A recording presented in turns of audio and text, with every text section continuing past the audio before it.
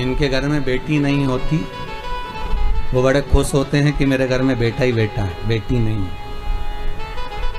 हम बड़े भाग्यशाली हैं, हमारे घर में बेटा है, बेटी नहीं है। हम कहते तुम्हारे बराबर दुनिया में कोई कंगाल नहीं होगा, तुम्हारे बराबर दुनिया में कोई भिखारी नहीं होगा अगर तुम्हारे घर में बेटी नहीं है। तो कल एक भैया जी हमारे सामने खड़े होकर कह रहे थे, गुरु जी ऐसा वर दे दो, मेरी बेटी की शादी है, बस अच्छे से हो जाए, आशीर्वाद। हम करें, आशीर्वाद की जरूरत ही नहीं है। 3 के भाग्य का धन हर व्यक्ति को मिलता है। पहला बहन बेटी के भाग्य का, दूसरा गौ माता के भाग्य का, तीसरा संत और ब्राह्मण के भाग्य का। अगर आपके घर में बहन बेटी आ रही है, आपके घर में बहनें आ रही हैं, आपके घर में बेटी ने जन्म लिया है, तो उसके भाग्य का धन तुमको जरूर मिलेगा। दूसरे नंबर पर गौ माता अगर तुम्हारे घर में है, या तुम गाय को 1 रोटी दे रहे हो, गौ माता की सेवा कर रहे हो, भले तुम्हारी गरीब परिस्थिति है, भले तुम्हारे पास में कुछ भी नहीं है, तो भी तुमने अगर गौ माता की सेवा करी है, गाय को 1 रोटी दी है, गाय को चारा दिया है, गाय की सेवा करिए, तो उसके भाग्य का धन तुमको जरूर मिलेगा। दूसरा, तीसरे नंबर पर है संत ब्राह्मण के भाग्य का। अगर कोई ब्राह्मण, कोई संत, कोई साधु, कोई सन्यासी, कोई तपस्वी, कोई साधक, कोई उपासक, कोई ब्राह्मण तुम्हारे घर में आया है, तुम उसकी सेवा कर रहे हो, तुम उसको 1 गिलास पानी भरकर पिला रहे हो, तुम उसको भोजन बनाकर खिला रहे हो, उसके भाग्य का धन घटेगा नहीं, उसके भाग्य का धन तुमको प्राप्त होगा। ये 3 के भाग्य का धन कभी नहीं कटता। पहला बहन बेटी के भाग्य का, दूसरा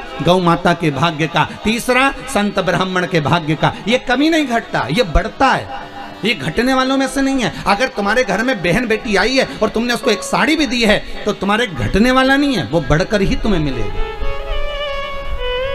तुमने गाय को अगर 1 रोटी दी है, उसका भाग्य तुमको प्रबलता में ही प्रदान करेगा। किसी संत ब्राह्मण को अगर आपने 1 गिलास पानी पिलाया, 1 अन्न का दाना खिलाया, 1 भोजन कराया, तो उसका पुण्य आपको प्रबलता में प्राप्त होगा, वो घटेगा नहीं।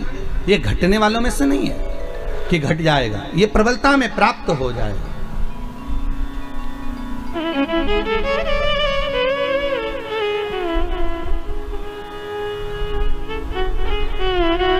कई लोग कहते हैं भगवान ने कृपा करी, हमारे घर में तो बेटा हो गया, बेटी नहीं है। भगवान की कृपा थी कि बेटी नहीं है। हम कहते हैं किस्मत वाले नहीं हो, भाग्य बेकार है आपका अगर तुम्हारे घर में बेटी नहीं है तो।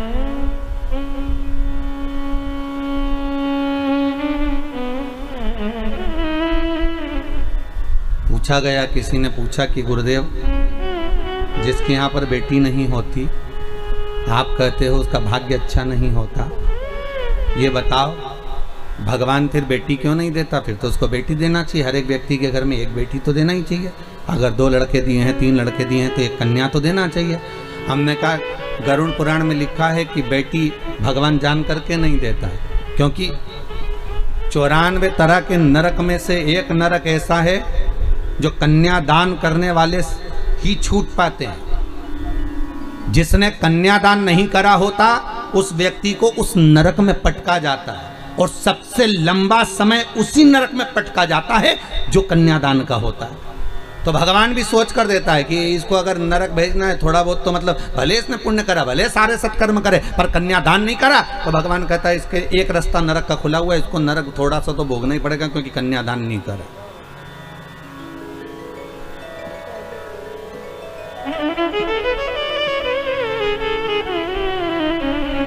कुछ सहज नहीं है बेटी। यमुना नेत्र बंद करती है, नेत्र बंद।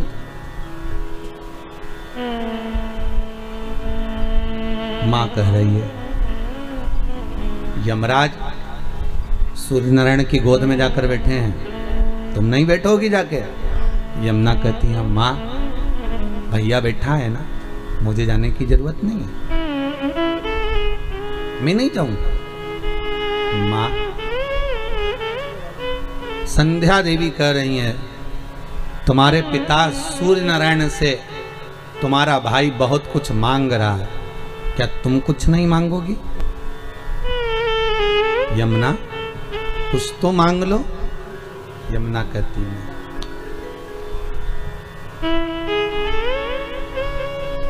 मैं नहीं मांगूंगा।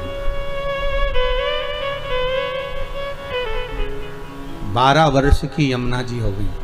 कितने साल की हुई? 12 वर्ष। इस कथा को आपने सुना ना सुना, पर आज यमुना छठ है, यमुना जी का प्रागट्य दिवस है। श्रीमद् वल्लभाचार्य जी ने यमुना जी के महत्व को बहुत दर्शाया।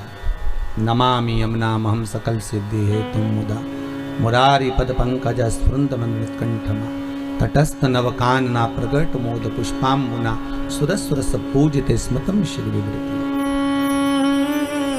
यमुना के एक एक महत्व का व्याख्यान वर्णन श्रीमद् वल्लभाचार्य जी ने करा।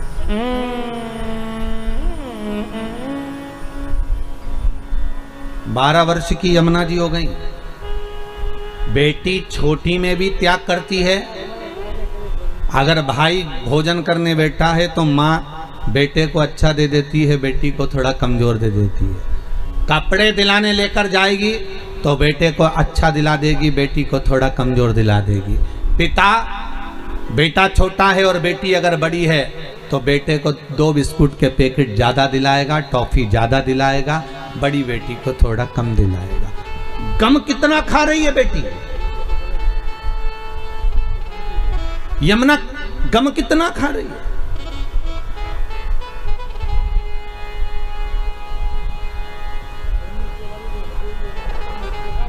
दिला दिया।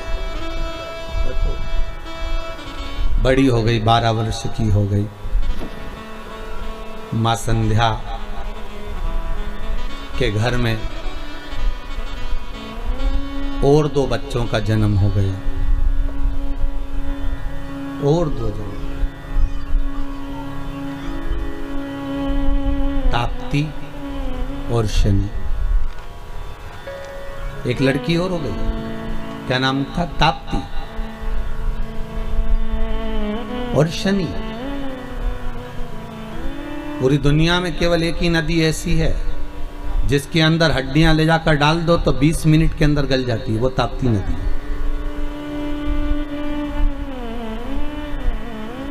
20 मिनट में हड्डियां गल जाती है ताप्ती। 2 बेटी, एक बेटी और एक बेटा और हो गया, शनि महाराज और ताप्ती। यमुना 12 वर्ष की, 12 वर्ष की।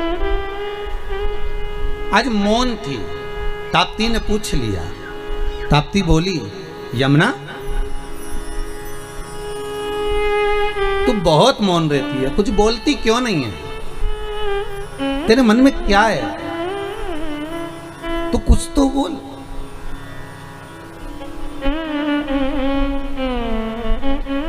यमुना कहती है, ताप्ती मैं तुझे कहूंगी पर तू किसी को बोलेगी तो नहीं?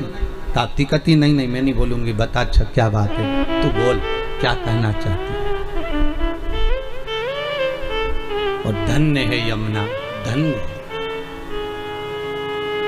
धन्य। हरि खम्मा मारी यमुना माँ झांकी अलबेली। धन्य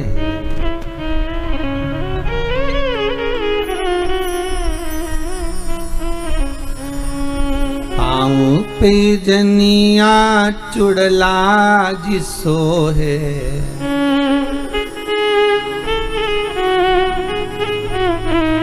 शीश चुनर मोरी माँ झांकी अलबेली।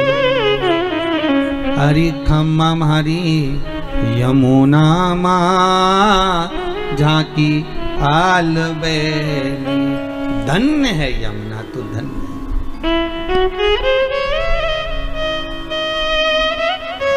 मैं जो कहूंगी तू पिता से तो नहीं कहेगी? ताप्ती कहती तू पिता से डरती है? नहीं, बेटी बाप से डरती नहीं है, बेटी बाप का कायदा करती है, बेटी बाप का सम्मान करती है। फिर कहूंगा एक बार, बेटा एक बार अपने माँ बाप को दुखी देख सकता है पर बेटी कभी अपने माँ बाप को दुखी नहीं देखेगी। बहुत ध्यान रखना, माँ कभी नहीं देख सकती। तो डरती है पिता से? नहीं। फिर क्यों कह रही है कि तू किसी पिता को मत बताना? मैं तो बस इतना कहना चाहती हूँ कि तू बोलना मत ही पिताजी से कि मैं चुप क्यों रहती हूँ, मैं मौन क्यों रहती हूँ। क्या चाहती है बोल। यमुना जी कहती हैं, मैंने पिता के मुख से सुना है द्वापर में भगवान विष्णु का एक अवतार पृथ्वी पर होगा और भगवान कृष्ण रूप में देवकी के गर्भ से प्रकट होकर यशोदा की गोद में जाकर खेलेंगे और उनका श्याम वर्ण रहेगा, बड़े श्याम वर्ण के वो रहेंगे, सांवरे वो रहेंगे। तो फिर दिक्कत क्या तेरे को, तू क्या चाहती है? यमुना जी कहती हैं बस मन में वही श्याम की मूर्ति समा गई है, अब उस सांवरे को मुझे अपना बनाना है। पर दिक्कत एक हो गई है, क्या कि सांवरे श्याम हैं और मैं बड़ी सुंदर गौरी। कहते हैं 33 कोटि देवताओं में सारे देवी देवताओं को लाकर खड़ा कर दो और उन देवी देवताओं की पुत्र वधुओं को खड़ा कर दो, उनकी बेटियों को खड़ा कर दो, उसमें भगवान सूर्य नारायण के सारे बच्चों को खड़ा कर दो, सारे देवी देवताओं की संतानों को लाकर खड़ा कर दो, उसमें सर्वश्रेष्ठ सुंदरता अगर किसी की थी तो महारानी यमुना की थी। इतनी सुंदर, इतनी गौरवर्ण, पूरा शरीर गौरा, माँ बड़ी सुंदर, बड़े बड़े नयन, पर पिता के कारण नीचे दृष्टि रखती थी। इतनी सुंदर माँ यमुना थी, इतनी सुंदर अलौकिक। कहते हैं माँ यमुना के चेहरे पर जब केश आ जाते थे तो कहें स्वयं ताप्ती नदी आकर, स्वयं ताप्ती माँ आकर कहती थी जीजी ये केश थोड़ा सा सवार ले तो घनी सुंदर लगती है। बहुत ध्यान देना, बहुत ज्यादा सुंदर थी इसलिए ताप्ती भी थोड़ा सा ध्यान देना, थोड़ा सा। ताप्ती कौन है? बहन।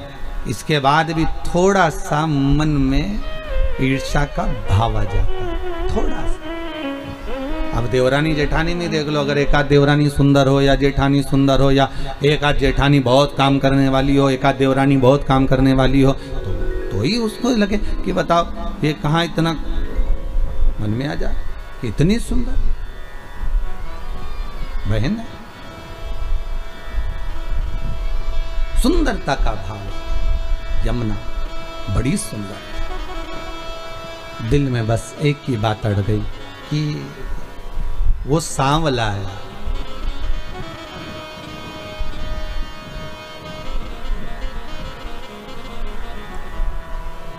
एक हमारी माँ, हमारी अम्मा, हमारी माता जी शादी में एक गीत गाती थी बन्ना बन्नी में, वो हमको याद आता है कभी कभी यमुना जी के प्रसंग में।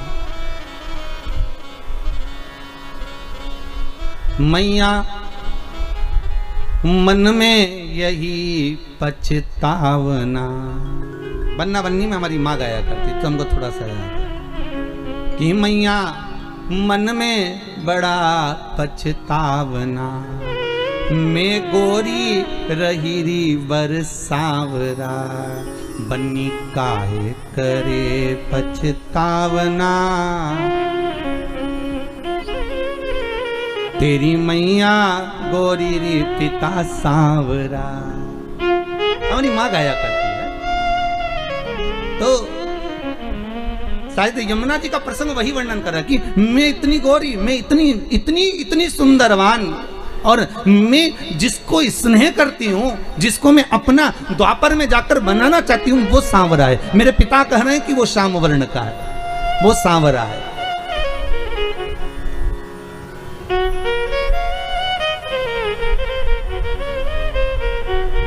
और उस सांवरे को मैं अपना कैसे बना सकती हूँ, क्योंकि मेरा स्वरूप और उसका स्वरूप एक होना चाहिए। मैं क्या करूं तू बता। तब ताप्ती ने बड़ा सुंदर भाव कहा, एक काम कर, कृष्ण को पाने के लिए बहुत सुंदर संवाद तुलसीदास जी ने भी लिखा है। जब तक तुम्हारे हृदय में शंकर नहीं बैठेगा, तुलसीदास जी कहते हैं, तब तक तुम राम कथा में प्रवेश नहीं कर सकते। जब तक राम तुम्हारे अंदर नहीं आ सकता। कब आएगा राम?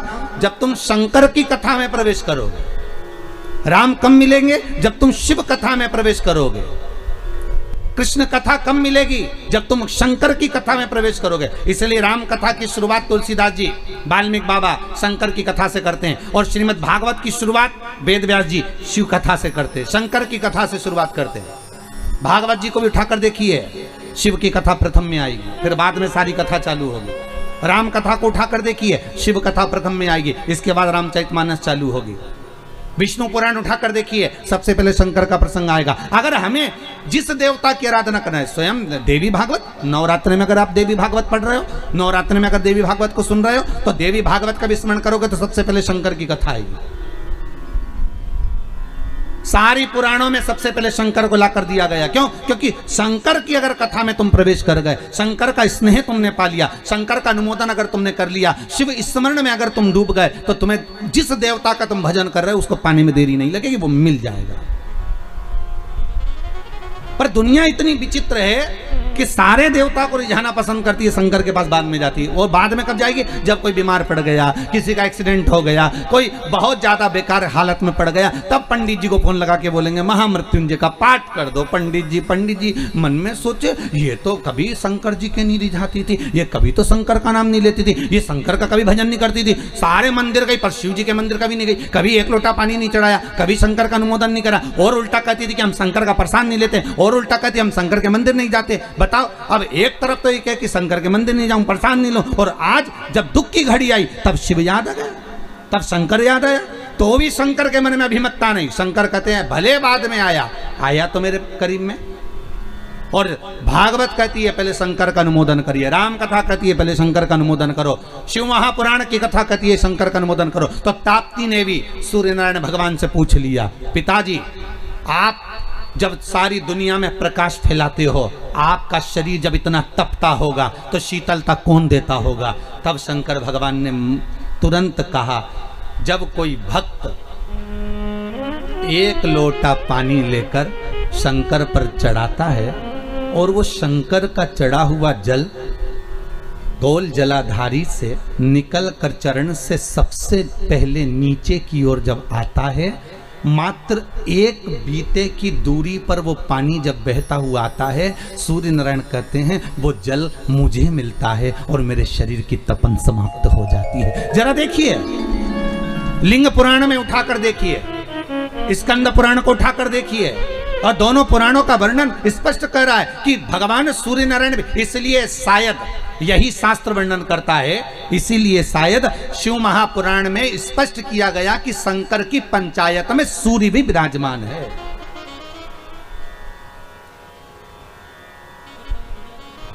शंकर जी की पंचायत का मंदिर है क्या पांडे तारा में कहीं? शिव पंचायत का? अरे बोलो तो सही, शिव पंचायत का कोई मंदिर है? नहीं है। शिव परिवार का तो होगा पर पंचायत का नहीं होगा। पंचायत का मंदिर तो मुझे नहीं लगता कि प्रतापगढ़ में भी है, शायद है प्रतापगढ़ में पंचायत का मंदिर, बहुत बढ़िया होना चाहिए, बहुत बहुत सुंदर बात। शिव पंचायत, पंचायत में कौन कौन होते हैं? शंकर, दुर्गा जी, सूर्य नारायण भगवान, भगवान नारायण और गणेश जी महाराज, बस ये पंचायत।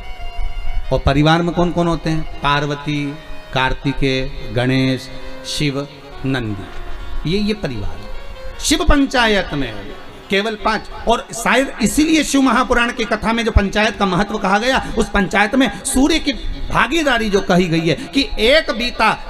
आपके यहाँ अगर कहीं पर आपने शिवलिंग का दर्शन करा होगा,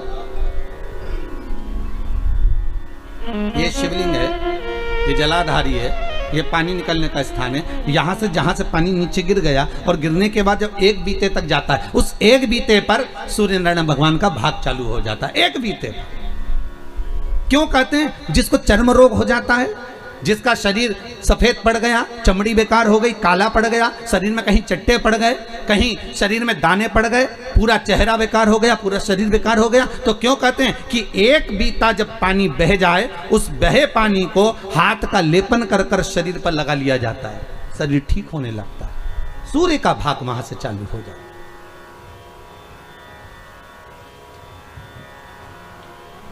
शिव पंचायत का बड़ा महत्व है महाराज जी। अगर आप लोगों ने लिंग पुराण पढ़ी होगी या शिव महापुराण पढ़ी होगी तो उसका बड़ा महत्व है महाराज। कहते हैं अदालत में अगर कोई केस चल रहा है, चाहे वो नौकरी से जुड़ा हुआ हो, चाहे सर्विस से जुड़ा हुआ हो, चाहे प्रॉपर्टी से जुड़ा हुआ हो, अदालत में अगर कोई केस चल रहा है और बहुत समय से चल रहा है और उसकी कोई सफलता नहीं मिल रही, कोई सफलता नहीं मिल रही, तो शिव पंचायत के मंदिर में जाकर महाराज 5 पुष्प, एक एक पुष्प एक एक देवता देवी को समर्पित कर दो और उनके चरण में मक्खन का लेपन कर दो। काय का लेपन करना है? माखन का लेपन कर दो और 5 देवताओं के सामने चौमुखी 5 दिए लगा, 4 बत्ती के घी के, गाय के घी के, एक एक देवता के सामने एक एक दिया लगाओ पंचायत का, और काम ना कर कर वापिस लौट कर आ जाइए। वो केस विजयता अगर देगा तो आपके पक्ष में ही देगा, हार नहीं सकते। शिव पंचायत का बहुत प्रबल भाव है महाराज, शिव पंचायत कोई साधारण नहीं होती।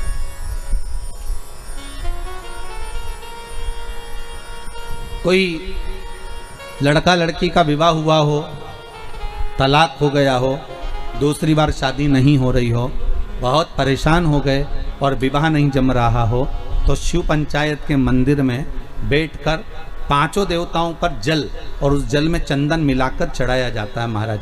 केवल 3 प्रदोष चढ़ा देते हैं, चौथी प्रदोष तक तो बाबा कृपा ही कर देता है महाराज। शिव पंचायत का इतना महत्व है, शिव पंचायत कोई साधारण नहीं होती महाराज। शिव पंचायत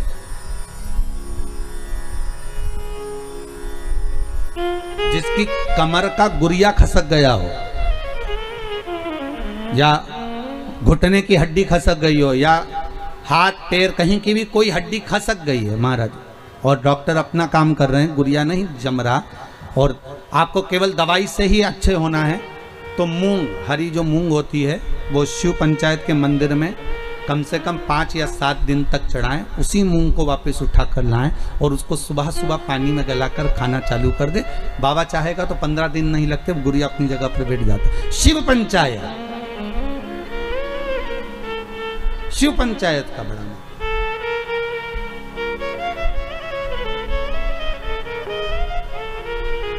सहज नहीं है शिव पंचायत माना। तो भगवान शंकर की कथा कर रही है।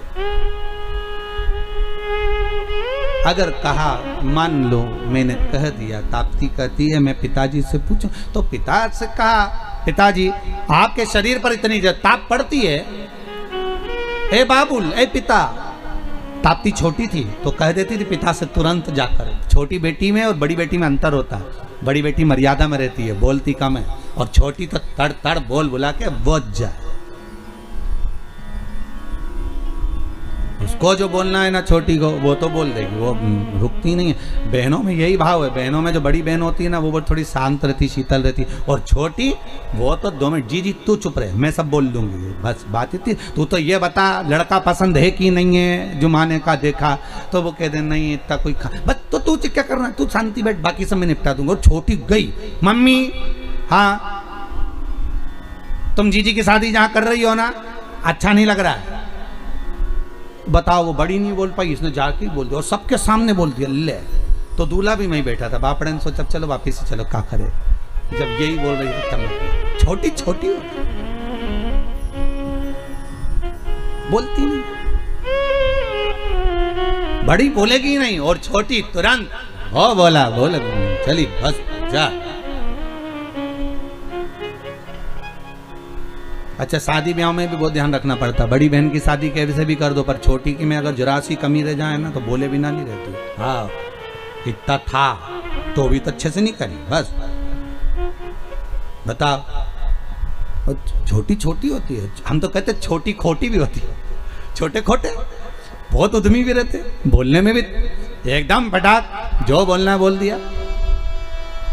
ताप्ती ने कह दिया पिताजी आपसे बस केवल इतना कहना है कि आपको वो शीतलता, जब आपका शरीर इतनी तपन देता है, आपका शरीर इतना प्रकाश देता है, तो आपको वो शीतलता कहाँ से मिलती है। तो भगवान सूर्य नारायण कहते, भास्कर देव कहते हैं, जब कोई शंकर पर 1 लोटा पानी चढ़ाता है, उसका चढ़ाया हुआ जल जब मुझे प्राप्त होता है तो मुझे उसमें शीतलता का अनुभव हो जाता है। अब विचार करिए, किसी ने हमसे पूछा भी है कि हम सूर्य नारायण भगवान को अर्घ दें और कभी कभी नहीं दें और हम शंकर के मंदिर में जाकर पानी चढ़ाते हैं तो उससे सूर्य नारायण भगवान को फल प्राप्त होता है क्या?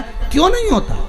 आप अगर शंकर को जल चढ़ा रहे हो तो ब्रह्मा को भी जल चढ़ गया, शिव को जल चढ़ाया तो भगवान विष्णु को भी जल चढ़ गया, शिव को जल चढ़ाया तो जगदम्बा को भी जल चढ़ गया, शंकर को जल चढ़ाया तो गणेश जी को भी जल चढ़ गया, शंकर को अगर जल चढ़ाया तो कार्तिकेय को भी जल चढ़ गया, और शिव को अगर जल चढ़ाया तो 33 कोटि देवता, जहां से पानी बहता है वहां तक 33 कोटि देवता विराजमान होते हैं, इसलिए शंकर का जल लांगा नहीं जाता, वहां 33 कोटि देवता विराजमान होते हैं, सबको जल का भाग मिल गया। एक साधे सब सधे, एक जगह खोदे जाओ पानी तो निकले, खोदो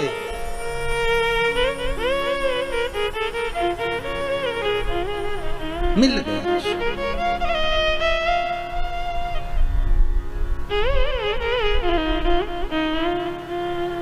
ताप्ती ने सुन लिया, जी पिताजी को शंकर जी से भाग प्राप्त होता इसलिए तपन नहीं होती। मैं तुझे एक बात कहूं, तू ठाकुर जी को बाद में भजना, कन्हैया को बाद में प्राप्त करना, सांवरिया की तू बाद में हो जाना, पहले एक निवेदन करती हूं, पहले शंकर का अनुमोदन कर, शिव का अनुमोदन, शिव का स्मरण, हाँ शंकर का स्मरण, हाँ। यमुना जी बोली पर पिता से मेरे को ये पूछना पड़ेगा कि मैं शिव का स्मरण तो करूंगी, जब तो करूंगी तब तो करूंगी, पर फल कहां मिलेगा? फल कहां मिलेगा? बहुत ध्यान दीजिएगा महाराज। शिव महापुराण की कथा कहती है देवलोक में कितना भी अच्छा काम कर लेना उसका कोई फल नहीं मिलता। फिर से बोलो एक बार, किस लोक में? देवलोक में। देवलोक में जाकर तुम भगवान का भजन करोगे उसका कोई फल नहीं मिलेगा, बहुत ध्यान दीजिएगा। देवलोक में जाकर तुम कथा सुनोगे उसका कोई फल नहीं मिलेगा। देवलोक में जाकर तुम दान दोगे उसका कोई फल नहीं मिलेगा। देवलोक में जाकर तुम एकादशी का व्रत करोगे उसका कोई फल नहीं मिलेगा। देवलोक में जाकर तुम चाहे अन्न दान करो, वस्त्र दान करो, स्वर्ण दान करो, मुद्रा दान करो, कन्या दान करो, गौ दान करो, उसका कोई फल नहीं होगा। फल केवल मृत्यु लोक में ही मिलता है। तो यमुना जी ने पूछा अपने ताप्ती से, और ताप्ती के साथ संध्या देवी से, और सूर्य नारायण की साक्षी थी। आज पहली बार यमुना मैया मुख से शब्द निकाल कर कहती है, पिताजी मैं अगर शंकर की पूजन करूंगी तो मुझे फल मिलेगा क्या देवलोक में? अरे किस्मत वाले हो मृत्यु लोक में रहने वाले। इस पृथ्वी पर जन्म अगर तुम्हारा हुआ है तो तुम किस्मत वाले हो। इस भूमंडल पर अगर आप पैदा हुए तो किस्मत वाले हो। सूर्य नारायण भगवान के शब्द सुनिएगा कि सूर्य नारायण भगवान क्या कर रहे हैं। सूर्य देवता कहते हैं, सुन यमुना ए कालंदी ए यमुना, सुन यमुना ए संध्या की पुत्री, ए भास्कर की पुत्री, सुनो। इस देवलोक में चाहे तुम उपास कर लो, दान कर लो, पुण्य कर लो, सत्कर्म कर लो, उसका कोई फल तुम्हें नहीं मिलेगा। अगर तुम्हें फल चाहिए तो तुम्हें मृत्यु लोक में जाना पड़ेगा। तो यमुना जी बोली, पिताजी मैं मृत्यु लोक में जाऊंगी और वहां अगर मैं तप साधना करूंगी तो मुझे फल मिलेगा? क्यों नहीं मिलेगा? मृत्यु लोक की भूमि केवल एक ऐसी भूमि है, देवलोक में देवता बसते हैं, मृत्यु लोक में महादेव बसता है। मृत्यु लोक की भूमि केवल एक ऐसी भूमि है जहां पर अगर व्यक्ति थोड़ा सा भी भजन करता है, पुण्य करता है, दान करता है, सत्कर्म करता है, नाम जाप करता है, तो उसका किया गया फल उसको तुरंत प्राप्त हो जाता है। कथा के दूसरे दिन की कथा याद करिए। आपको कहा था एक व्यक्ति इतना कंजूस था, उसने केवल कचरे का दान दिया था, और सांप अंदर आ रहा है और वो कचरा उसको रोक रहा है। हमारा किया गया दान, हमारा किया गया पुण्य, हमारा किया गया सत्कर्म, हमारा किया गया भजन, हमारे द्वारा किया गया गौ माता को दान, हमारे द्वारा किया गया मंदिर निर्माण में दान, हमारे द्वारा किया गया वृद्धजन को दान, हमारे द्वारा किया गया ब्राह्मण भोज को दान, हमने जो दान करा, चाहे कन्या को, गऊ को, जिस रूप में दान करा, हमारा करा दान हमारे सामने आकर एक ना एक दिन खड़ा जरूर होता है। चाहे तुम्हारे को वेंटिलेटर पे ले जाकर भी अगर पटक दिया जाए तो तुम्हारा किया गया दान वहां भी आकर खड़ा हो जाएगा और वेंटिलेटर से उठाकर वापस घर पर लेकर आ जाएगा। ये वो दान, वो सत्कर्म, वो पुण्य तुम्हारे सामने आएगा, कोई दूसरा नहीं।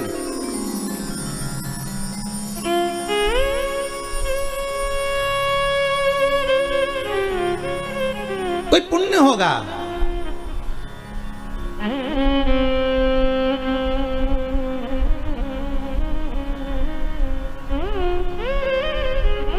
अरे उस क्षण को याद करो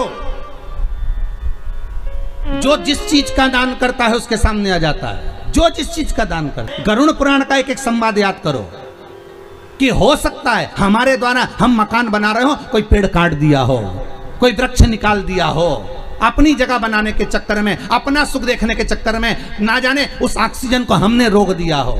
तो आज हो सकता है ऑक्सीजन हमारे तक नहीं पहुंच पा रही है। खुद के भी तो कर्म भाव को फिर स्मरण किया जाए कि हो सकता है, तो भगवान से क्षमा मांगो, याचना करो उसके आगे कि हो सकता है मैंने पूर्व में कोई गलती करी होगी, पर मेरे नाथ हे शंभु, हे त्रिकालदर्शी, हे कैलाशी, हे विनाशी, कुछ ऐसी कृपा कर दे कि अब वो गलती नहीं करूंगा। हो गया, मेरे से गलती हो गई थी, मैंने हो सकता है पीपल का वृक्ष कटवाया हो, बेलपत्री का वृक्ष कटवाया हो, और भी आम के पौधे, ना जाने कितने बगीचे कटवाए होंगे।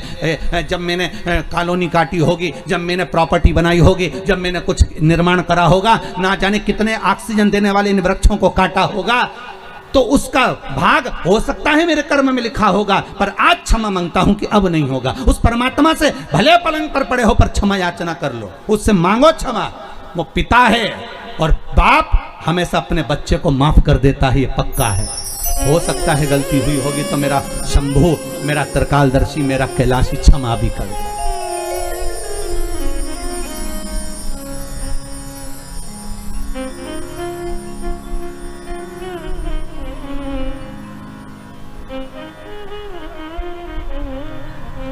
देने के लिए आतुरता, हो सकता है हमारा पुण्य, हमारा करा गया सत्कर्म, हमारा करा गया पुण्य हमारे सामने आता है, और हमारे द्वारा किया गया पाप कर्म भी हमारे सामने आता है, पाप कर्म भी हमारे सामने आता है।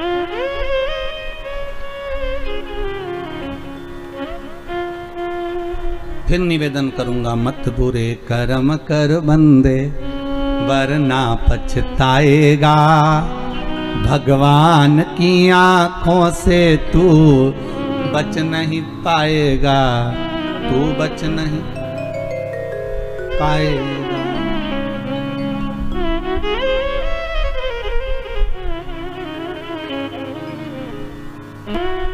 वो सुख देगा, वो आनंद देगा। तुम्हें स्वयं भगवान की अमृत नाम मिल गया है तो फिर क्या टेंशन, क्या चिंता। सुख का भान हो, आनंद की अनुभूति हो। यमुना कह रही है कि मैं जाऊं। पिताजी, अगर आप कहते हो कि पृथ्वी पर जाने पर ही फल मिलता है, देवलोक में करा हुआ कोई भी कर्म का फल नहीं है, पृथ्वी पर जाकर किए गए कर्म का फल है, तो मैं पृथ्वी पर जाना चाहती हूँ। भगवान सूर्यनारायण का तू पृथ्वी पर कहाँ जाएगी, किस जगह पर जाएगी और किसका भजन करेगी? तो सूर्यनारायण भगवान के सामने यमुना जी कहती है, बस जिस शंकर की आराधना मेरे पिता करते हैं उस शंकर का अनुमोदन मैं करूंगी। किस लिए करेगी? बस मेरा जो स्वरूप है गोरा, मुझे श्याम बनाना है, श्याम के साथ में रहना है, तो मैं कहाँ जाऊं? भगवान सूर्यनारायण ने कहा, मेरे ही द्वारा निर्मित है कालिंदगिरी पर्वत, मेरा ही एक स्वरूप है। कौन सा पर्वत, क्या नाम था? कालिंदगिरी।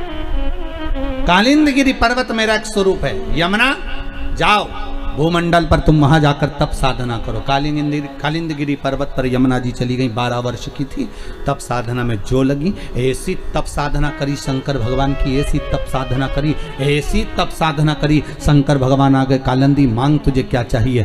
कालिंदी? यमुना जी कहती मेरा नाम यमुना है। शिव कह रहे नहीं, तो कालिंदगिरी पर्वत पर बैठकर तप करिए, तेरा नाम कालिंदी होगा, बोल तुझे क्या चाहिए? यमुना जी कहती हैं, बस इतना कर दीजिए कि मैं जिस शाम का भजन करती हूँ उसके जैसा कलर कर दीजिए। शंकर भगवान ने कहा, उसके जैसा बनने के लिए तुझे एक काम करना पड़ेगा। क्या? जल के रूप में तू प्रवाहित होगी और मैं उस जल में एक डुबकी लगाकर बाहर निकलूंगा तो मेरा कलर तुझे प्राप्त हो जाएगा। मेरी भस्म तुझे प्राप्त हो जाएगी। जैसे ही भस्म तुझे मिलेगी तो श्याम वर्ण धारण कर लेगी। और यमुना ने तप साधना करते हुए जल का वेग लिया और उस जल में स्वयं शंकर भगवान ने बैठकर भगवान नारायण का स्मरण करा तो भगवान का जो भस्म थी वो यमुना जी को प्राप्त होकर यमुना का कलर श्याम हो गया, श्याम यमुना हो गया। और यमुना का कलर जब श्याम हुआ, वही यमुना भ्रमण करती करती करती करती जब आगे बढ़ती बढ़ती ब्रजमंडल में पहुंच गई। ब्रजमंडल में पहुंचने के बाद भी यमुना का मन स्थिर नहीं हुआ। वो सांवरा कब मिलेगा, वो सांवरा कब मिलेगा। तो क्या द्वापर तो आन दो, द्वापर तो आन दो। ये कब की कथा है, ये कथा कब की है? सत्ययुग की। अभी आने वाला त्रेता फिर आएगा द्वापर, द्वापर तो आन दो। तो द्वापर आएगा तब तो कृष्ण आएगा, तब तक मैं ऐसे ही बहती रहूंगी जल वेग में। हाँ क्या चाहती हो बोलो। तो कहा जिस ब्रजमंडल में मेरा सांवरा, मेरा सांवरिया, मेरा कृष्ण प्रगटेगा, उस ब्रजमंडल में मेरा एक महल बनवा दो मेरे ही जल के ऊपर, मैं उसमें बैठकर साधना करूंगा। यमुना के जल के ऊपर ही एक महल बनाया गया। उस महल में बैठकर यमुना 12 वर्ष की कन्या जब तप साधना में लीन हो गई। कई युग निकल गए, कहते हैं सतयुग गया, त्रेता गया, द्वापर आ गया और यमुना उस कक्ष से, उस कुंज से, उस कमरे से, उस भवन से बाहर नहीं निकली। यमुना तप करती रही और आखिरी में जब यमुना को सूचना मिल गई कि सांवरा प्रकट होकर मेरे घाट के नजदीक में आ गया, पहली बार जब ठाकुर छोटी सी अवस्था धारण कर कर बाहर आए तो वही उस कुंज में, उस भवन में प्रवेश कर गए और यमुना जी का हाथ पकड़ा और भगवान कृष्ण खुद यमुना को निकालकर उस भवन से बाहर लेकर आ गए। यमुना को देखकर सांवरिया बोले तू तो मेरे जैसी दिखती है, मेरा स्वरूप तुझे मिला, तू मेरे जैसी दिखती है। यमुना चरण पकड़ लेती है, कहती है नाथ बस मैं आपकी ही होना चाहती हूं। भगवान ने कहा चिंता मत कर, अभी नहीं, जब मैं बड़ा हो जाऊंगा, मथुरा छोड़ दूंगा, जब मथुरा से जाऊंगा तब कालंदी तुझे लेकर द्वारका जाऊंगा। तू मेरे साथ चलना, मेरी पटरानी बनकर बैठी। जब तक अटखेलियां यहीं करेंगे, यहीं विराजेंगे। सहजता नहीं है यह।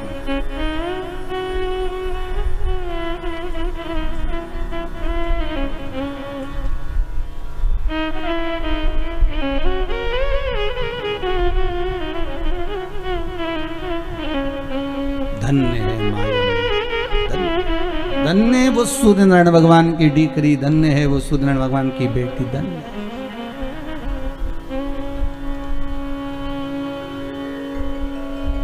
धन्य साधारण नहीं।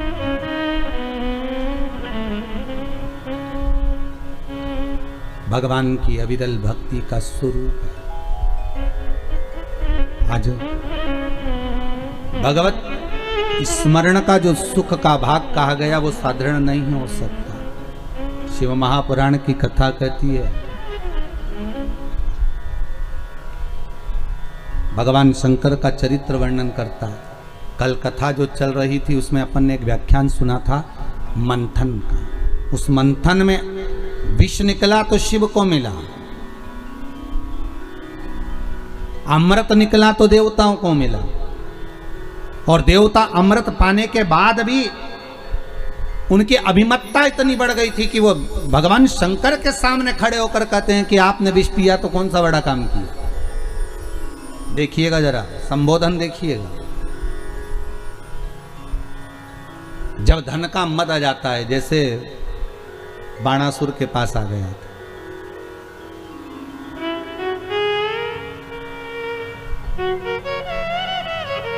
कितना तप करा था बाणासुर ने, बहुत साधना करी। और बाणासुर ने जब तप करा, तप करने के बाद बाणासुर के पास में जब बहुत तप बाणासुर ने कर लिया, शंकर जी प्रकट हो गए, मांगो तुम्हें क्या चाहिए, क्या चाहते हो तुम, क्या मांग रहे हो, क्या दें हम तुमको, बोलो क्या प्रदान किया जाए। हम तुम्हें क्या दे सकते हैं, बोलो। बाणासुर ने कहा अगर आप हमें देना चाहते हैं तो हमारे हजारों हाथ कर दीजिए। शिव जी ने कहा ठीक है, हजारों हाथ दे दिए।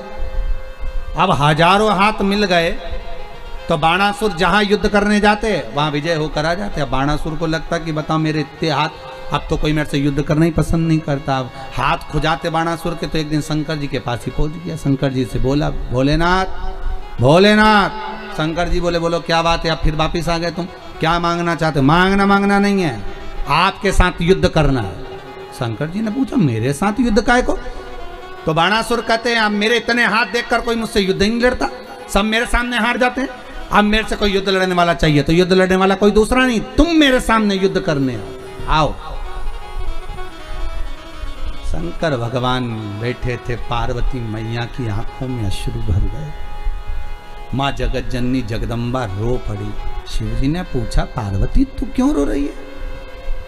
पार्वती जी कहती हैं आप कहते थे कि बाणासुर तो मेरा शिष्य है, बाणासुर तो मेरा गण है, बाणासुर तो मेरा द्वारपाल है, और ये बाणासुर तो हाथ सामने आकर कह रहा है कि तुम युद्ध लड़ो, मेरे को तुमसे युद्ध लड़ना है।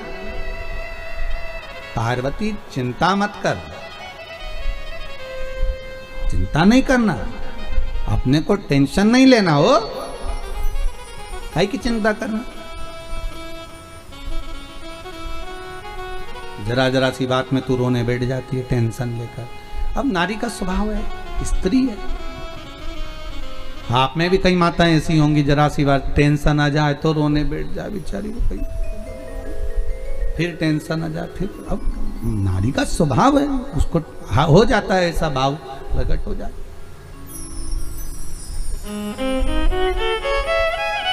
हो गए। क्यों रो रही है? बस आप जान तो रहे हो प्रभु कि वो बाणासुर आपको ललकार रहा है, तो ललकारने दे, तो क्यों चिंता करती है? बाणासुर ने फिर आवाज लगाई, ए भोलेनाथ क्या मुझसे डर गए? शंकर भगवान बाहर नहीं निकले तो स्वयं भगवान विष्णु को क्रोध आ गया, और भगवान विष्णु आकर भगवान शंकर से कहने लगे आप इससे भय खा रहे हो, आप इससे डर रहे हो? शिव जी बोले मैं इससे डर नहीं रहा, मैं इससे भय नहीं खा रहा हूं, मैं डरा नहीं हूं इससे, हो मैं डर नहीं रहा हूं इससे। तो फिर आप युद्ध करने क्यों नहीं जाते? जाओ युद्ध करने के लिए। शंकर भगवान बोले बात इतनी सी है कि अगर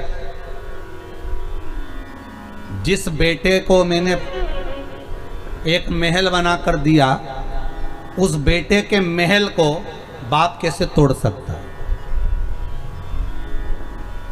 अरे बोलो भाई, आप लोग भी तो कथा सुन रहे हो तो स्मरण करते होगे, आपको ध्यान में होगा पिताजी बेटे का मकान बनवाए और बेटा लड़ाई कर ले, झगड़ा कर ले, तो क्या बाप बेटे का मकान तोड़वा देगा? अरे बोलो जम के, तोड़वाएगा नहीं, माँ मना कर देगी, रहने दो, काय को तोड़वा रहे हो, अब हो गया, झगड़ा कर लिया, कर लेने दो, औलाद तो अपनी है, बेटा तो अपना है, संतान तो अपनी है। पूत कपूत सुने हैं परना माता सुनी कुमाता, कह दिया उसने, कह दे दो, कह दिया ना, कह दे दो। भगवान विष्णु कह रहे हैं तो आप उससे डर रहे हो? नहीं नहीं, डरने वाली बात नहीं है। तो फिर क्या चाहते हो? शंकर भगवान बोले हजारों हाथ मैंने दिए, और अगर मैं ही काटूंगा तो दुनिया के लोग क्या कहेंगे कि भगवान ने दे भी दिया और काट भी दिया। शंकर जी बोले मैं नहीं काटूंगा, तो फिर कुछ तो करो। भगवान शंकर बोले हम क्या करें, अब जो कुछ करोगे आप करोगे, हाथ हमने दिए, काट तुम दो। भगवान विष्णु बोले मैं काटूं? हाँ। तो भगवान विष्णु ने पूछा वो कैसे? शंकर भगवान ने कहा द्वापर में जब ये आप कृष्ण बनकर जाओगे, बाणासुर की कन्या का प्रसंग जब आएगा, तब इसके हाथों को, भुजाओं को आप काट काट कर गिराना। आखिरी में अगर हाथ कट गए और यह बाणासुर जब मेरे चरणों में आ जाएगा तो वचन देता हूं कि बच जाएगा, और अगर यह बाणासुर तब भी मेरे चरणों में नहीं आया तो फिर मरी जाएगा। और उठाओ भागवत जी को। बाणासुर की कन्या उषा चित्रलेखा को अपना मन की बात कहती है और चित्रलेखा चित्र बनाती है।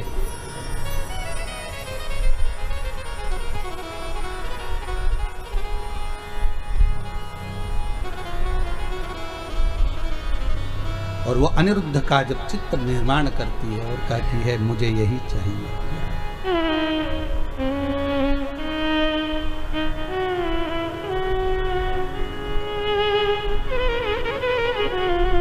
बंदी बनाया जाता है भगवान कृष्ण के पोते को और युद्ध प्रारंभ होता है। बाणासुर जब चले तो शंकर भगवान से कहा आपने वर दिया था मुझे, जब कहीं युद्ध करने के लिए जाओगे तो शंकर भी तुम्हारे साथ युद्ध करने जाएगा, आप मेरे साथ युद्ध करने चलो। बाणासुर का भगवान शंकर बोले कि मैंने एक बात कही थी याद कर, युद्ध तो करूंगा पर युद्ध के मैदान में अगर मेरा रथ खंडित हो गया तो मैं युद्ध नहीं लड़ूंगा, मैं चलता हूं युद्ध करने के लिए। शंकर भगवान तो बाणासुर कहते किसकी हिम्मत जो आपके रथ को खंडित कर दे, चलिए। भगवान ने नंदी को बुलाया और रथ पर भगवान शंकर चढ़ गए, इधर बाणासुर चढ़ गए। जो सामने रथ पहुंचा तो सामने द्वारकाधीश बलराम अर्जुन सब थे, इधर शंकर भगवान बाणासुर थे, उधर द्वारकानाथ हंस दिए भगवान शंकर को देखकर। शंकर भी मुस्कुरा दिए द्वारकानाथ को देखकर कि वाह प्रभु आज आप मेरे सामने युद्ध करने आए हो। शंकर भगवान बोले युद्ध करने नहीं आए, पुरानी हिसाब किताब करना है, हाथ तुम्हारे हाथों से कटवाना है। हाथ हमारे हाथों से? हाँ, परंतु दिक्कत एक ही है ना प्रभु, बाणासुर ने कहा है आप मेरी ओर से युद्ध लड़ोगे तो आपको तो लड़ना पड़ेगा। तो शंकर भगवान बोले तुम काय को चिंता करते हो द्वारकानाथ, अगर इधर शंकर है तो उधर भी शंकर है। तुम जो रथ लेकर आए हो वो अर्जुन का है और अर्जुन के रथ पर जो ध्वजा लगी उसमें हनुमान बैठा है और हनुमान मेरा ही प्रतीक है। चतुर्थ तुम्हें करना है। द्वारकानाथ समझ गए अब क्या करना है और युद्ध प्रारंभ होने वाला था। इतने में भगवान कृष्ण ने हनुमान को बुलाया, हनुमान इधर आओ। हनुमान जी बोले प्रभु, बोलिए प्रभु। हनुमान जी इधर आओ जरा। हनुमान जी बोलो नाथ, राम अवतार में तुमने बहुत साथ दिया हनुमान, अब मुझे कृष्ण अवतार में साथ चाहिए। जी प्रभु बोलो क्या करना पड़ेगा? कुछ नहीं करना, राम अवतार में तुमने खूब युद्ध लड़ा, अब की बार युद्ध नहीं लड़ना। अब युद्ध नहीं लड़ना तो फिर क्या करना है? बस अष्ट सिद्धि नवनिधि के दाता असबर दीन जानकी माता, राम रसायन तुम्हारे पासा। एक रसायन तुम्हारे पास में है वो भगवान के नाम का है, तुम ऐसी बुद्धि के देव हो, तुम ये बताओ कि शंकर भगवान का रथ कैसे टूटे? तो हनुमान जी बोले इतनी सी बात, इतनी सी बात 2 मिनट में टूटेगा। वो कैसे? द्वारकानाथ ने पूछा। हनुमान जी बोले आप मुझे आज्ञा दो मैं भंवरा बन जाऊं। भंवरा? हाँ,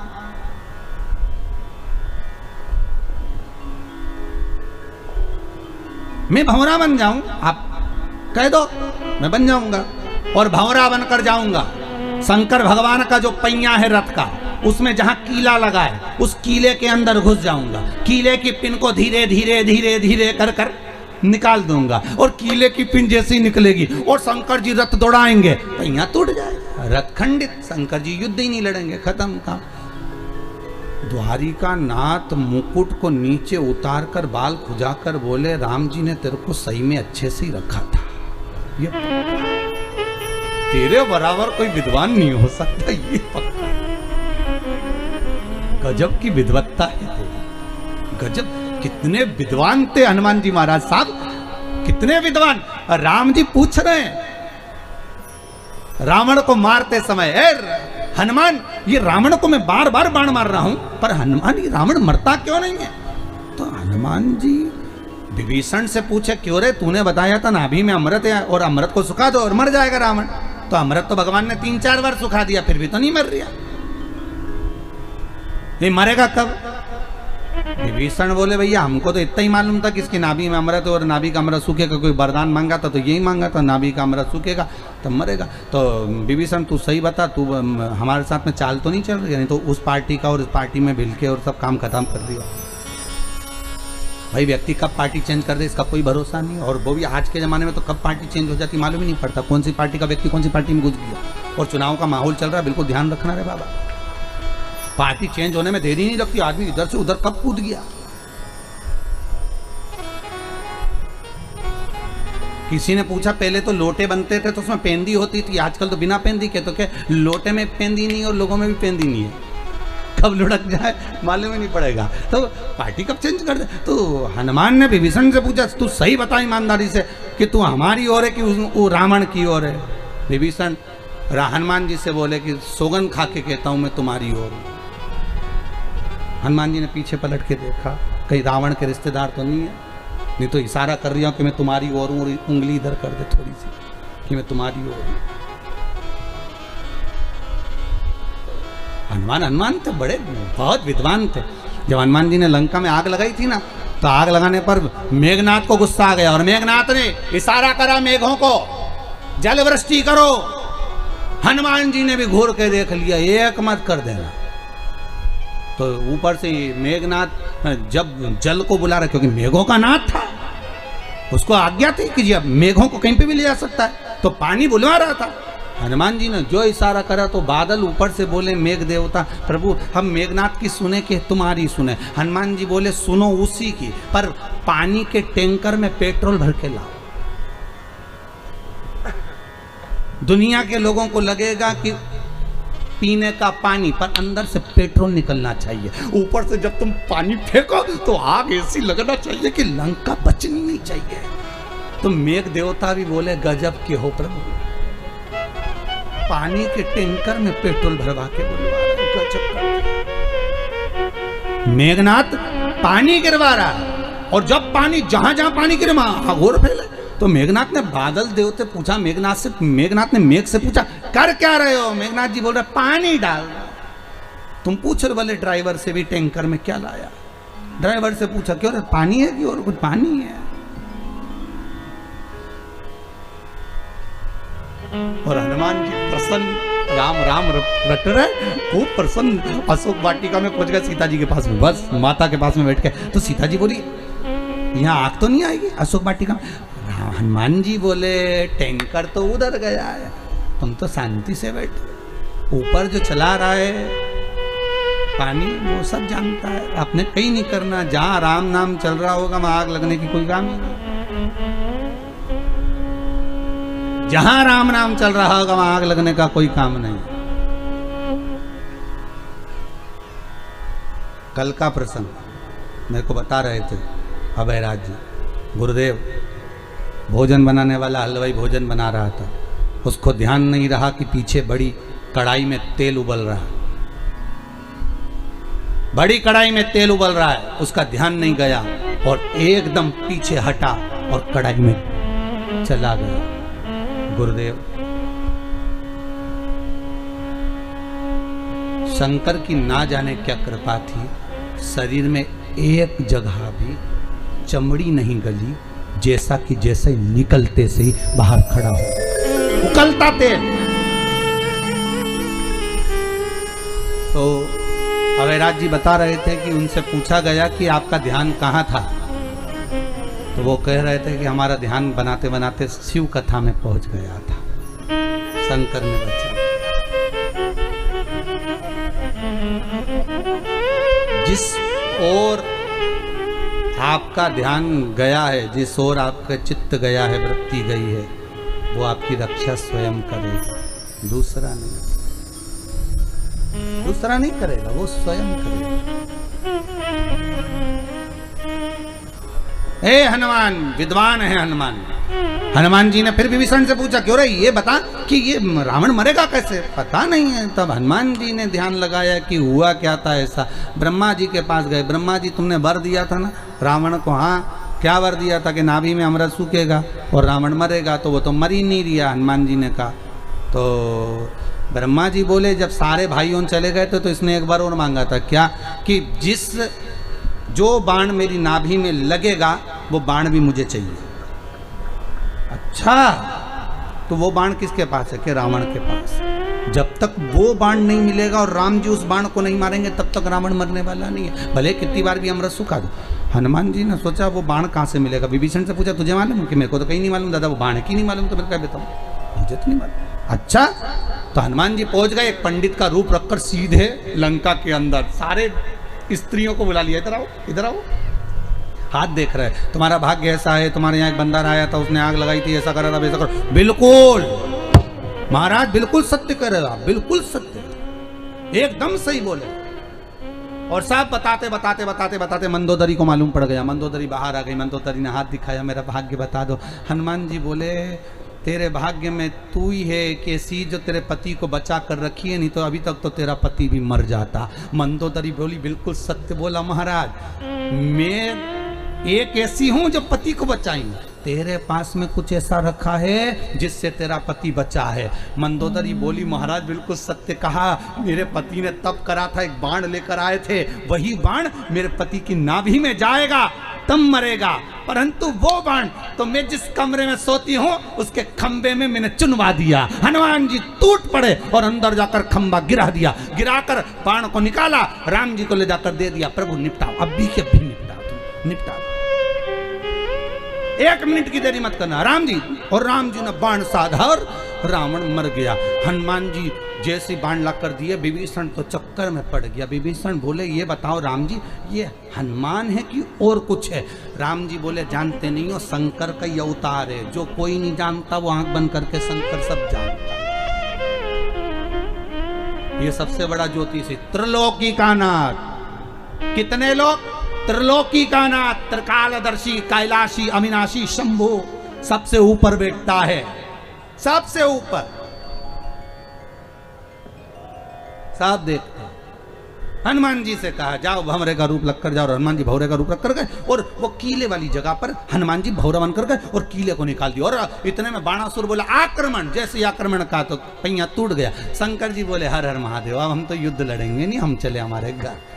बाणासुर बोले तुम युद्ध नहीं लड़ोगे तो फिर कौन लड़ेगा? और युद्ध प्रारंभ होना था। बाणासुर ने तो इतने हाथ थे बाणासुर के, चरणों में पड़ गया शंकर भगवान के कि मैं समझ गया आप मेरा अभिमान चूर करना चाहते थे नाथ, मैं समझ नहीं पाया था, ये हाथ मुझे अब नहीं चाहिए, आप ले लो आपके हाथ। शिव जी बोले हाथ भले तुम्हारे पास रखो पर अभिमान के शब्द मत बोलो। अहंकार में 3 गए, धन भय भवर वंश, ना मानो तो देख लो रावण कौरव कंस। ये तीनों अहंकार में चले गए। ये अभिमत्ता अगर मनुष्य के वृत्ति में रहेगी,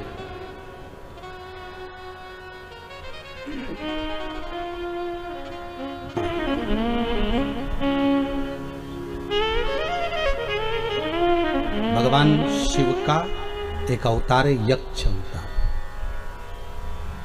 कौन सा अवतार है? यक्ष। कब लिया था? केवल अहंकार तोड़ने के लिए। और यही जो अमृत पी गए हैं देवता, और ये शंकर जी के सामने जाकर खड़े होकर कहते हैं हमने अमृत पिया है, हमने अमृत पिया है, आप अगर विष पी गए तो क्या हुआ? देखो देवता कौन है? बच्चे। शंकर कौन है इनका? जम के बोलिए, पिता। कभी कभी ऐसा मौका लग जाता है, जरा ध्यान देना, कभी कभी बच्चे माँ बाप के सामने खड़े होकर कहते तुमने हमारे लिए क्या किया, और माँ बाप कह दें कि हमने पढ़ाया, इतना पैसा खर्च करा तुम्हारे लिए, 3 नौकरी तुम्हारी लगवाई, सब कुछ करा। हाँ, तो ये तो सब माँ बाप करते,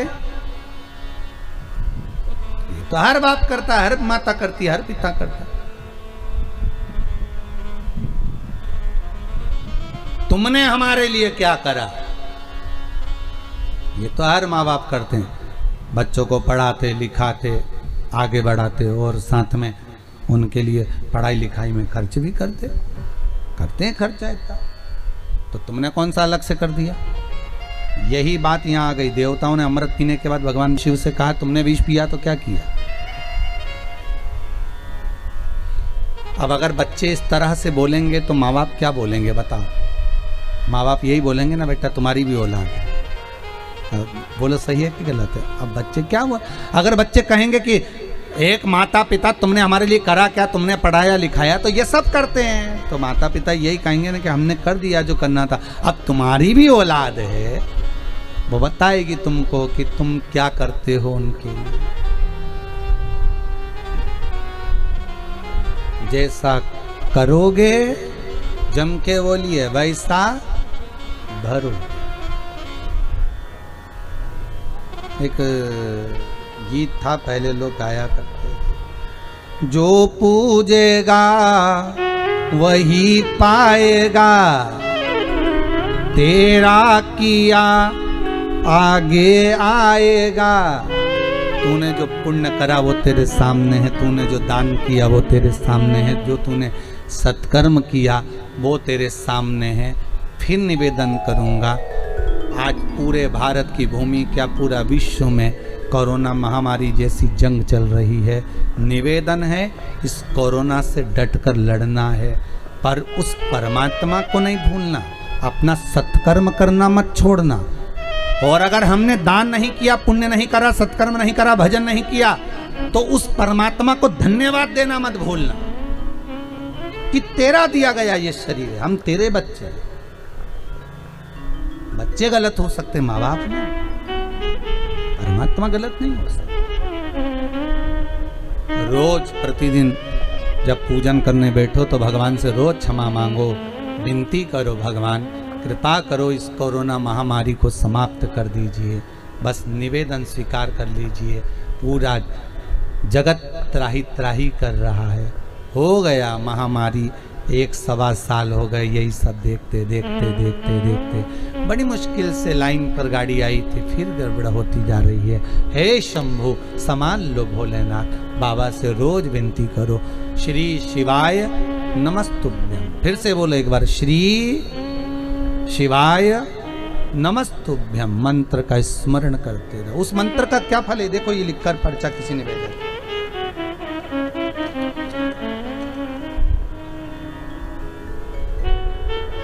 कानपुर से आए हैं कोई,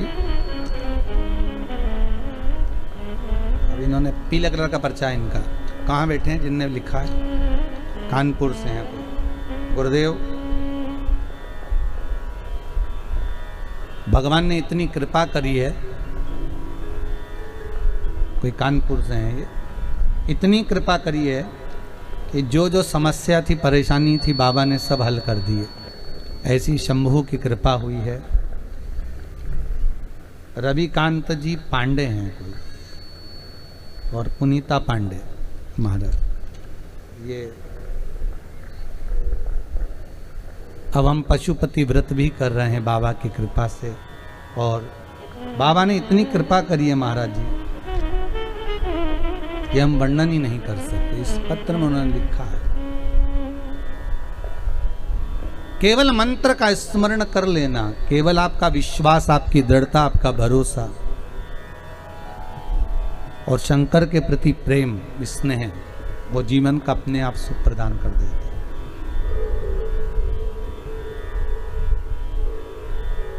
एक और पत्र है कोई,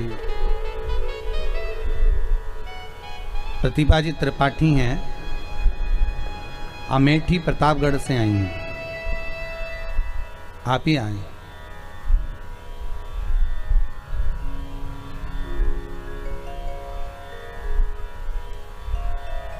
आपने भी लिखा है, बाबा की कृपा से कथा में निरंतर सुनती हूँ और बाबा ने बहुत कार्य किया। बेटी बहन बेटी, बाबा ने बहुत कृपा करी है। इसमें आपने एक प्रश्न लिखा है, बड़ा सुंदर है महाराज, सबके जगत कल्याण के लिए। महाराज जी, शिवलिंग पर धतूरा रोज क्यों नहीं चढ़ाना चाहिए?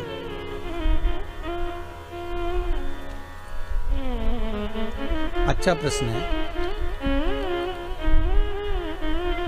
शंकर भगवान को धतूरा कब चढ़ाना चाहिए उसका विशेष ध्यान रखें। जैसे शिवरात्रि है, प्रदोष है, या सोमवार है, या कोई विशेष आपका उत्सव है, तो आप शिव जी को धतूरा चढ़ा सकते हैं। या विशेष कोई बीमारी ऐसी लग गई है, या विशेष कोई तकलीफ ऐसी हो गई है जिसका निवारण नहीं हो रहा, तो आप धतूरा चढ़ा सकते।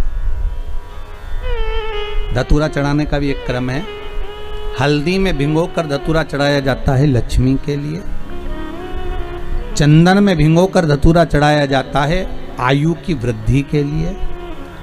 अबीर, अबीर एक सफेद कलर का बॉर्डर होता है। अबीर गुलाल जो होती है, गुलाल में अबीर डलता है, चमकदार, आपने देखा होगा अबीर। तो अबीर में धतूरा जो डुबो कर चढ़ाया जाता है, अबीर को लगाकर चढ़ाया जाता है, वो रोग मुक्ति का होता है। काय के लिए होता है वो? रोग मुक्ति, रोग की मुक्ति। धतूरे का भी एक स्मरण होता है महाराज। बहुत भारी रोग है, बीमारी लग गई है, डॉक्टर अपना काम कर रहे हैं, घर का व्यक्ति बहुत बीमार हालत में पड़ा हुआ है, तो बेलपत्री के वृक्ष के नीचे भी शिवलिंग का निर्माण कर कर एक धतूरा समर्पित करा जाता है, जिससे रोग से मुक्ति होती है। उसमें ना तो हल्दी लगाई जाती है, ना चंदन लगाया जाता है, ना अबीर लगाया जाता है, केवल धतूरा चढ़ाया जाता है। रोग मुक्ति। श्री शिवाय नमस्तु। अहंकार से वंचित हो जाए देवता, पर देवता पुत्र हैं और शंकर इनके पिता हैं, और आज देवता कर करें कि आपने विष पिया तो कौन सा बड़ा काम कर दिया। पार्वती जी की आंख में जल भर गया, आपके सामने अमृत का पात्र तक नहीं आया। देवता विष लेकर आ गए पर अमृत लेकर आपके सामने नहीं आए, और वो अमृत देवता खुद पी गए, और आज आपके सामने आकर करें कि आपने करा क्या। पार्वती जी कहती है मैं जानती थी ये सब बात, इसलिए मैं आपको मौन कर रही थी, चुप कर रही थी कि मत पियो इस विष को, मत पियो इस विष को। संसार बड़ा विचित्र है, बड़ा विचित्र।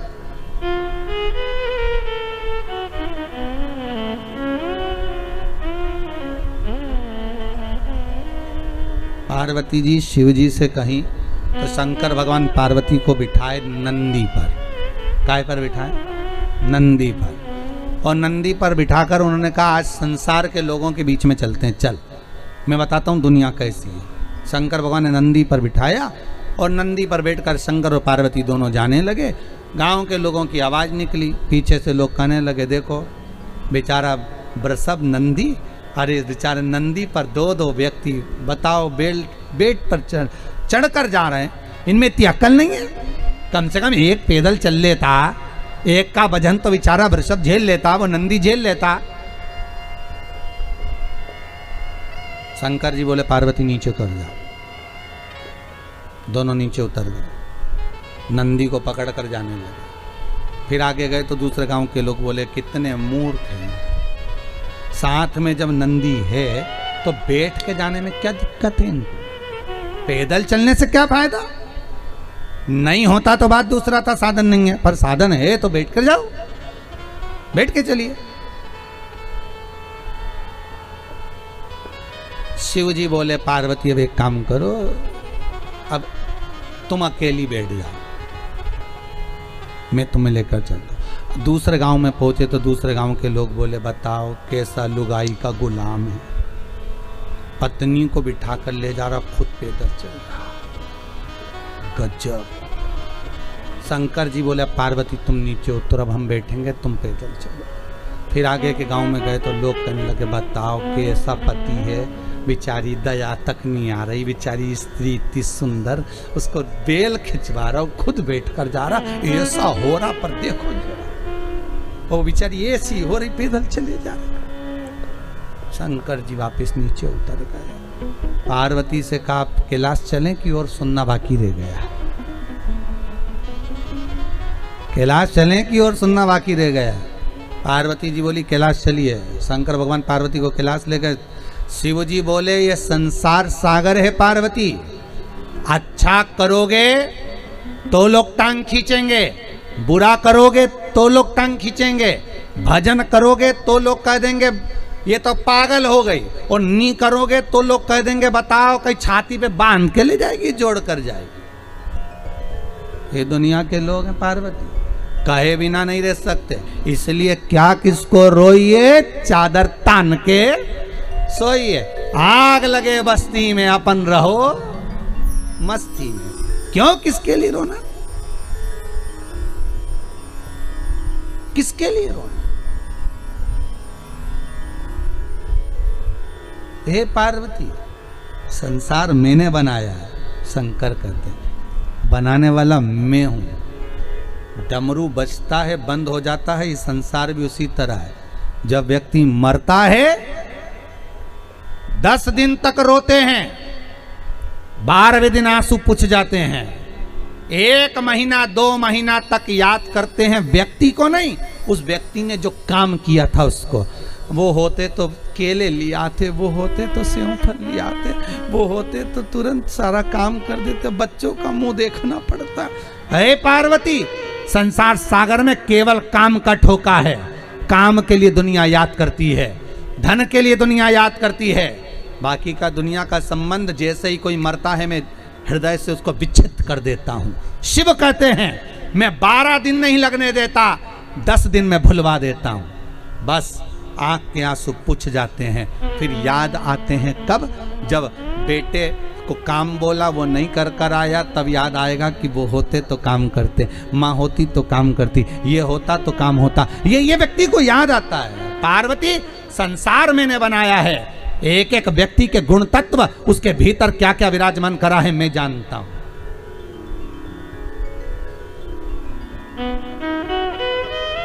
मैंने बनाया।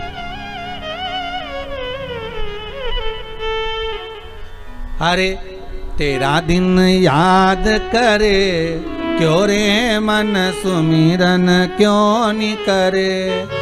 कितने दिन जम के तो बोलो, तेरा दिन याद कर। एक बार जम के बोलो, तेरा दिन। तेरा मतलब अपन सबको केवल लोग कितने दिन याद करेंगे? तेरा दिन याद करे, क्यों रे मन सुमिरन क्यों नहीं करे। क्यों ना करे? कौन याद करेगा कितने दिन तक? हाँ, अच्छा काम कर जाओगे, दान कर गए, पुण्य कर गए, सत्कर्म कर गए, भजन कर गए, नाम स्मरण कर गए, कहीं कोई अच्छा कार्य जीवन में कर कर चले गए और मर भी गए, फिर दुनिया के लोग घर के भले भूल जाएंगे पर दुनिया के याद रखेंगे कि कोई काम हुआ था, कोई सत्कर्म हुआ था, कोई शिव महापुराण की कथा, कोई यज्ञ, कोई अनुष्ठान, कोई सत्कर्म कर कर गया है, भगवत भजन कर कर गया। और नहीं तो खाया खाया खाया खाया, जोड़ा जोड़ा जोड़ा, आखिरी में यहीं छोड़ा, चले गया।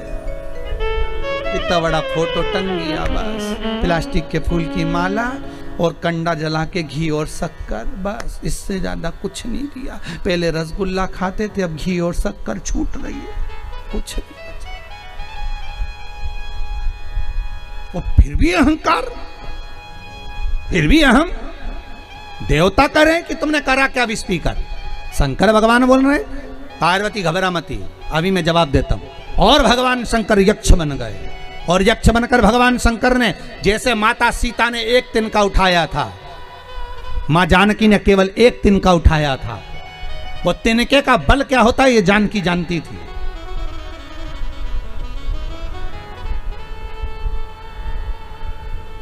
तिनके का बल क्या होता है ये जानकी जानती थी।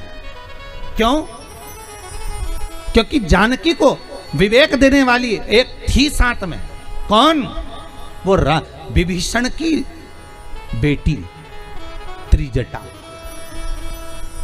कौन थी साथ में? वो त्रिजटा, विभीषण की बेटी, जो रोज सीता जी के पास में जब रावण सीता को लेकर आया, अशोक वाटिका में रखा, और रखने के बाद रावण ने त्रिजटा से कहा इसको समझा देना, मैं कल आऊंगा। और रात्रि को त्रिजटा ने ऐसा शिव का ज्ञान उस माता जानकी को प्रदान कर दिया। जानकी याद करो, तुम विवाह कर कर आई थी। जानकी याद करो, तुम अपने पति के साथ रहती थी तो किसकी आराधना करती थी? जानकी कहती हैं शिव की आराधना करती थी। मेरे राम शंकर के उपासक हैं, मेरे राम शिव के उपासक हैं।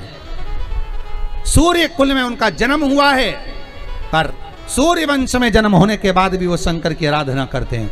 फिर त्रिजटा कहती है तो क्या चिंता करना, मैंने सुना है शंकर एक बार जब यक्ष बने थे, त्रिजटा कहती है सीता जी को, शंकर एक बार जब यक्ष बने थे, देवताओं ने जब अमृत पी लिया, क्योंकि सीता जी का जो अवतार है वो महाराज त्रेता का है। कौन सा है?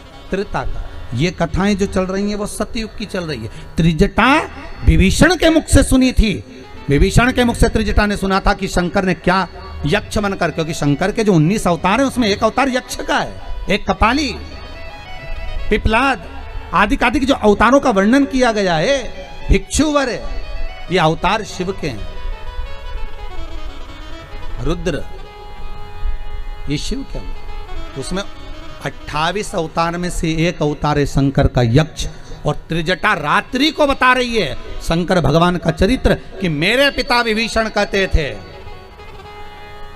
मेरे पिता विभीषण कहते थे कि एक बार देवताओं को अहंकार आ गया था, और जब अहंकार आ गया तो शंकर भगवान यक्ष बन गए थे। उन्होंने एक तिनका उठा लिया था, उस तिनके को उठाकर ले जाकर शंकर भगवान ने सारे देवताओं के सामने रख दिया था कि जिसकी सामर्थ्यता हो, आपने अमृत पिया है, आप प्रबल हो गए हो, आपके भीतर अहंकार समा गया है, और आपके भीतर अगर अमर तत्व है तो इस तिनके को तोड़ के बता दो, जलाकर बता दो, उड़ाकर बता दो, पानी में बहाकर बता दो, जिसकी सामर्थ्यता हो इस तिनके को मात्र हिला दो, फिर मैं, शिव जी कहते हैं मैं तुम्हें बड़ा मान लूंगा, करो मेहनत। ये त्रिजटा कह रही है किसको? जम के बोलिए, मां जानकी को।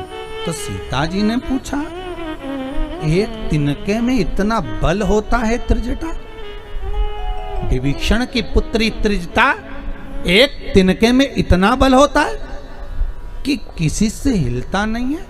त्रिजटा कहती है, जानकी, सीता, महारानी, तिनके में बल नहीं होता, अंदर के विश्वास में बल होता है, भरोसे में बल होता है, दृढ़ता में बल होता है। जिस परमात्मा का हम भजन करते हैं जानकी, जिस परमात्मा को हम भजते हैं सीता, अगर हम भजन कर रहे हैं तो ये दिल, ये हृदय, ये विश्वास प्रबल होता है कि मुझे विश्वास है कि मेरा शंकर मेरा बुरा नहीं करेगा, क्योंकि मैंने उस पर जल चढ़ाया, मैंने शंकर का अनुमोदन करा, 1 लोटा पानी चढ़ाया, 1 लोटा दूध चढ़ाया, 5 बेलपत्री मैंने शंकर को चढ़ाई है, तो विश्वास है कि शंकर बुरा नहीं कर सकता। ये वस्तु नहीं, ये विश्वास प्रबल हो रहा, ये भरोसा दृढ़ हो रहा।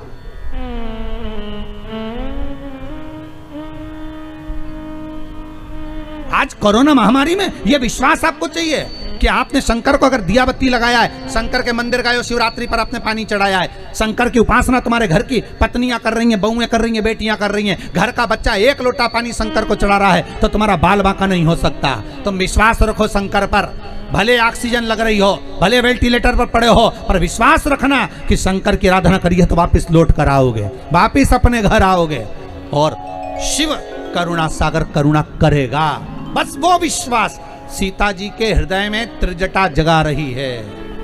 वही विश्वास इस कथा के माध्यम से, पांडे तारा से, हम भी आपको जगाने का प्रयास कर रहे हैं। वही विश्वास जो त्रिजटा ने सीता के हृदय में जगाया था, वही विश्वास इस कोरोना महामारी में आपके मन में जगाने का प्रयास कर रहे हैं।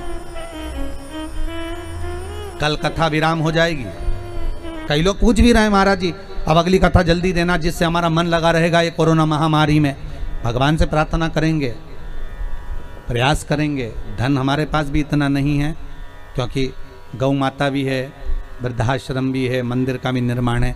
बाबा चाहेगा कोई भक्तों को खड़ा करेगा, तो भगवान चाहेगा तो ऑनलाइन कथा ही कर कर आप लोगों को सुनाएंगे, आपका विल पावर मजबूत करेंगे। इस कोरोना महामारी से जंग है, ये प्रयास हम भी करेंगे आगे चलकर, पर बाबा जब कृपा करेगा तब होगा। पर हारना नहीं। विभीषण की कन्या त्रिजटा करेगी जानकी जी से, ये तिनके में वो बल है।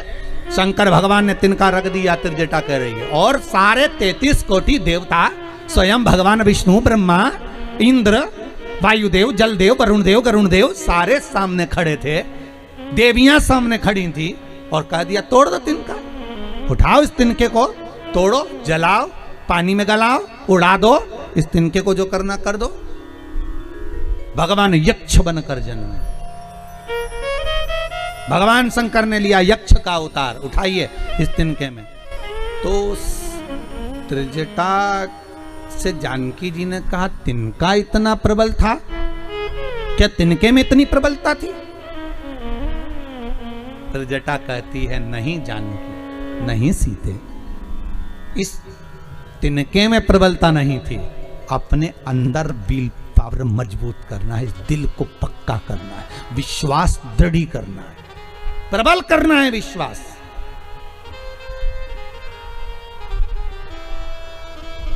कोरोना इतनी बड़ी बीमारी नहीं है, उससे हार जाना बड़ी बीमारी है। उस पर आपका विश्वास प्रबल होना चाहिए। और सर्दी जुकाम खांसी सब देखा जाएगा, क्या करेगा? पटकेगा, देखेंगे। प्रबल है मेरा शंभु, कालों का काल है, महाकाल है, देखेंगे फिर। वो तिनका प्रबल नहीं था, पर जानकी के भीतर कथा सुना सुना कर त्रिजटा ने सोच लिया था आज ही की रात्रि है, कल लंका अधिपति रावण यहां आएगा, सीता को डराएगा, धमकाएगा, भय देगा। और यह कोरोना महामारी भी रावण जैसी है, भय देगी, डराएगी, धमकाएगी। पर रात भर में त्रिजटा ने उस तिनके को इतना प्रबल कर दिया, इतना प्रबल कर दिया कि सुबह जब रावण आया मैं लंकेश, और सीता एक तिनका उठाकर देखने लगी, हंसने लगी, मुस्कुराने लगी, तो रावण बार बार कहता है कि तू मेरी ओर क्यों नहीं देखती, तिनके की ओर देखती है। तो सीता जी मन में सोचती हैं कि ये ही तिनका तो त्रिजटा ने मुझे ज्ञान दे दिया रात्रि भर में। एक अकेला तिनका जब 33 कोटि देवताओं से नहीं उठा, तो ये तिनका तेरे में दम है जो मुझे हिला के बता देगा। विश्वास जब प्रबल होता है तो अच्छा अच्छा भी धरा की धरा रह जाता है, अच्छा अच्छा धरा रह जाए। विश्वास की प्रबलता होना चाहिए, भरोसे की दृढ़ता होना चाहिए। वो यक्ष अवतार शंकर का था, और सामने भगवान ने तिनका रख दिया, एक एक करके देवता आते गए, तिनके को हिलाने का प्रयास करा, तोड़ने का प्रयास करा, पर नहीं।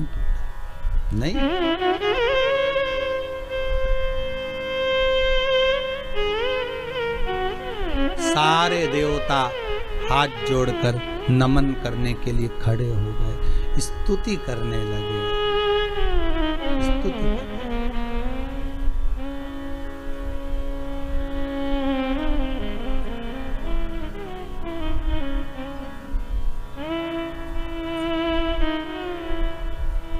हाथ जोड़ निवेदन कर रहे, कर्पूर घोरम करुणावतारम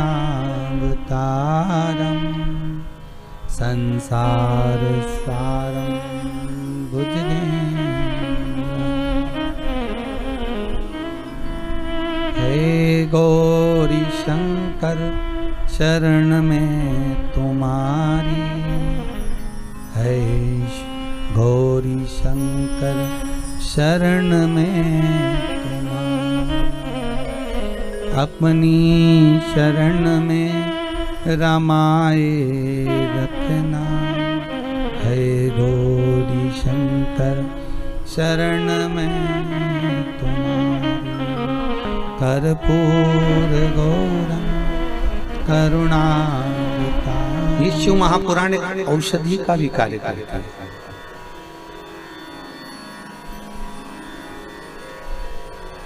अगर हम श्रवण कर रहे हैं, कथा का रस तत्व ग्रहण कर रहे हैं, तो यही समझें कि एक औषधि है, हमारे को मिल रही है, और वो औषधि स्वयं शिव के द्वारा, शंकर के द्वारा करुणा कर प्राप्त हो रही है।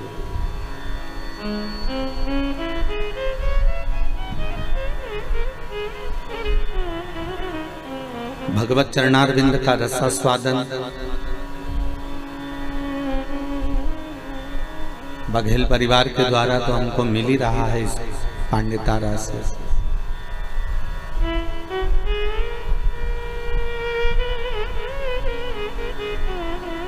पर शंकर की करुणा कुछ आप पर भी कम नहीं है, जो आप इस मन को लगाकर, हृदय को लगाकर, चित्तवृत्ति को लगाकर भगवान की कथा को सुन रहे हैं। तेरे मंदिर में आना मेरा काम है, और मेरी बिगड़ी बनाना तेरा काम। उसके दरवाजे तक अगर हम पहुंच गए, कथा के लक्ष्य तत्व तक हम पहुंच गए। भगवान शंकर की कथा के चरणारविंद तक यदि हमने स्मरण तक इस दिल को, इस मन को, इस वृत्ति को, इस चित्त को लगा दिया तो ये पक्का है। सबसे कठिन है इस मन को भगवान तक लेकर जाना।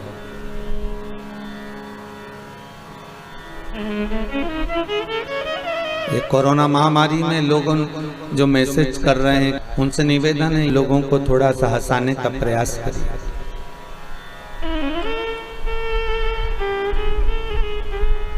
थोड़ी प्रसन्नता की बात करिए कि घर में रहकर हम अपने बुजुर्गों को, अपने घर के बच्चों को, अपने घर के बड़ों को कैसे प्रसन्न रख सकते हैं।